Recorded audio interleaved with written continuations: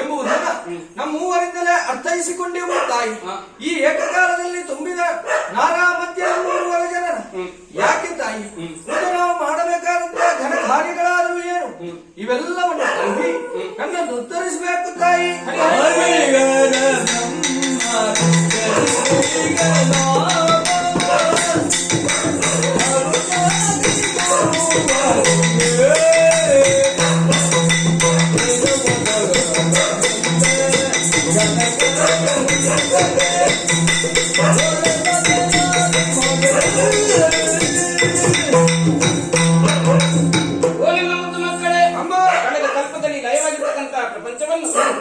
ಸೃಷ್ಟಿಸಿ ಪಾಲಿಸಿ ಲಯಗೊಳಿಸುವರೆ ಅದು ನಿಮ್ಮಿಂದಾಗಬೇಕು.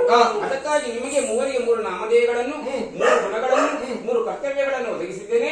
ಹೋಗಿ ಮತ್ತು ನಿಮ್ಮ ಕರ್ತವ್ಯದಲ್ಲಿ ಶಿರೋಧಾರಿ